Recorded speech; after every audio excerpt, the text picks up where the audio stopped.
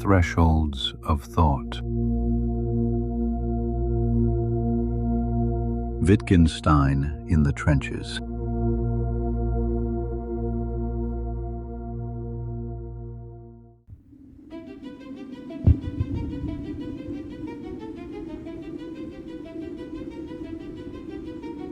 The Italian Front, February 1917. Snow falls on the trenches at Carso. In a dugout 6 feet below frozen earth, an Austrian artillery observer writes by candlelight. His name is Ludwig Wittgenstein. He is 28 years old. In his backpack, a manuscript that will change philosophy. In his mind, a question he cannot answer with logic.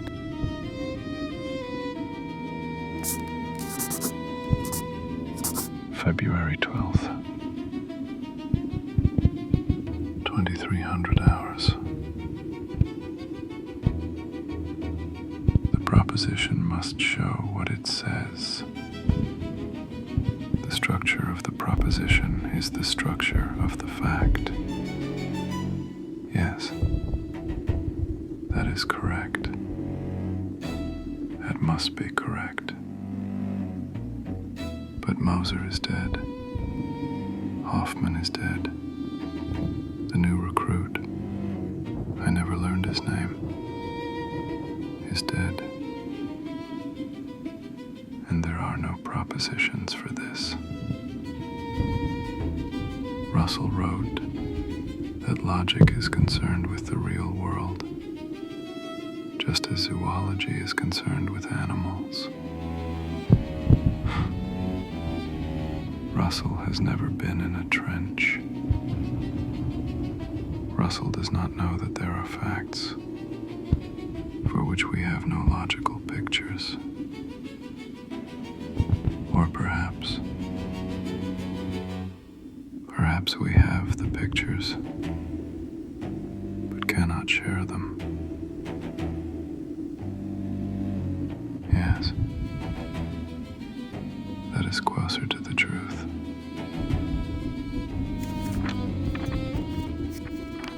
The limits of my language mean the limits of my world. I wrote that yesterday. This morning, Moser tried to tell me something as he died. He made sounds. They were language. They had the structure of propositions, but they meant nothing, or everything, or something that cannot be put into words. This is the problem. This is what I cannot solve. The world is the totality of facts, not of things. This is true. I know it is true. But out there are things that are not facts, because they resist factuality. A man's face when he realizes, the sound a body makes, the smell. These are sense data, yes. They can be described. But their meaning is unsayable. I volunteered for this, that is a fact. P is true at time t. Frege would be satisfied with that formulation. But why I volunteered, that is not a fact. That is something else. Something that shows itself, but cannot be said. The world divides into facts, yes, but not all of what is real divides into facts. Death is not a fact. Death is an event, but not a fact. Ethics is not a fact. God is not a fact. And yet they are more real than the facts. Whereof one cannot speak, thereof one must be silent.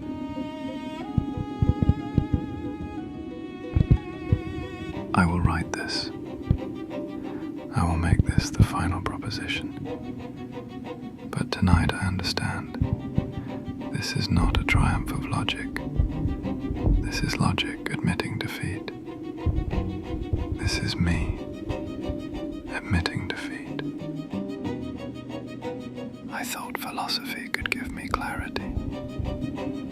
I thought if I could just find the correct logical form, if I could just map language onto the world with perfect precision, then I would understand. Then I would know what to do, how to live. But the Tractatus is a ladder I am building to climb up and see clearly, only to discover that from the top, everything I need to understand is unsayable. The only honest conclusion is silence.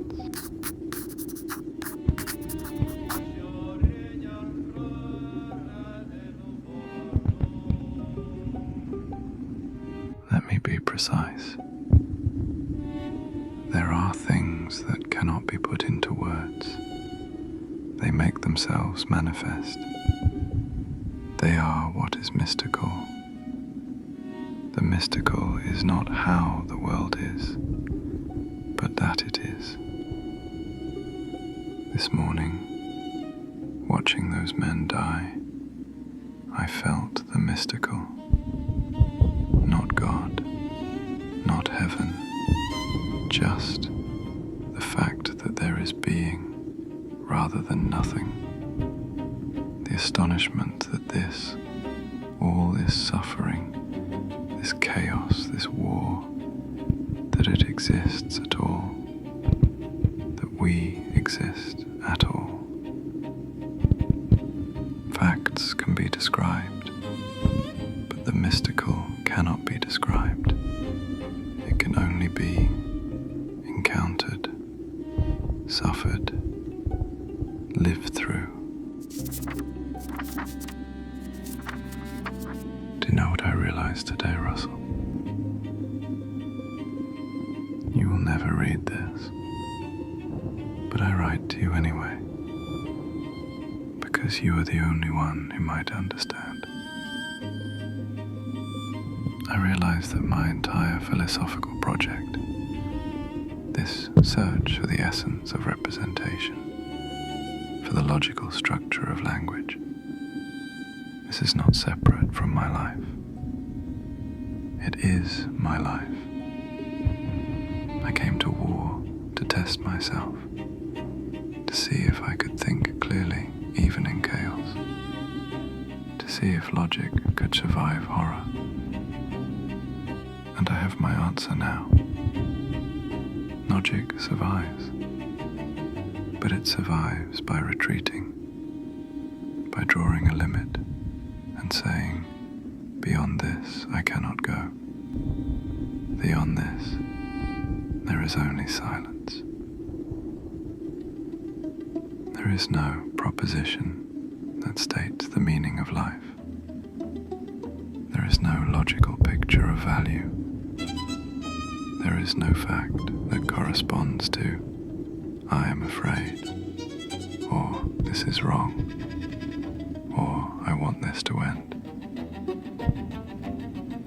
These things show themselves in living, in dying.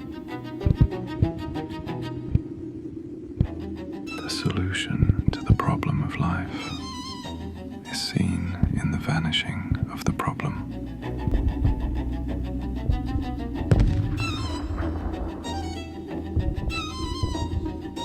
I wrote that weeks ago.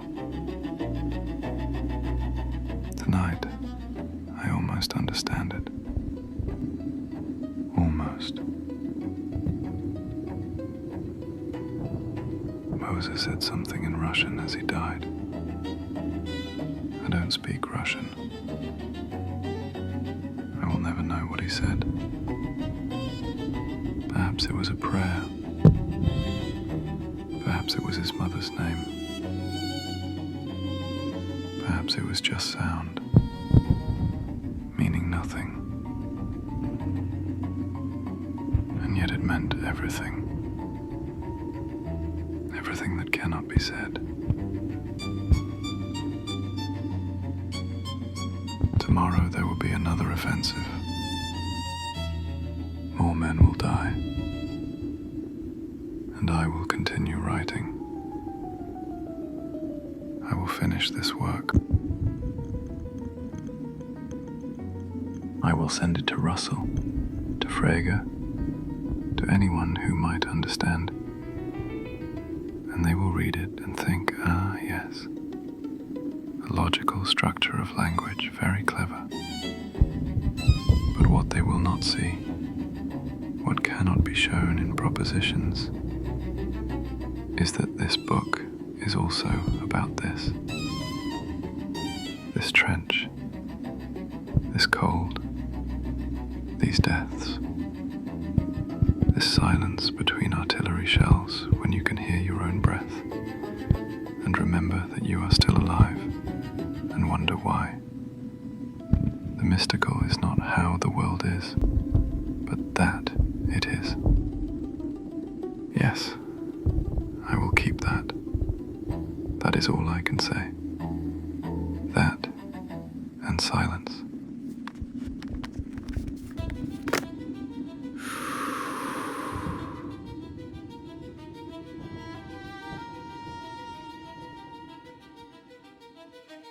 Ludwig Wittgenstein survived the war. He would write only one more book, The Philosophical Investigations, which dismantled much of what the Tractatus had built. But that final proposition remained, whereof one cannot speak, thereof one must be silent. He never spoke of the war, not to his colleagues, not to his students, not in his later work. The trenches became part of what could not be said, only lived through, only survived. The question remains, is silence the defeat of philosophy, or its most honest achievement? Can there be wisdom in knowing the limits of words? And when we reach those limits, in war, in suffering, in the face of death, what remains when language ends?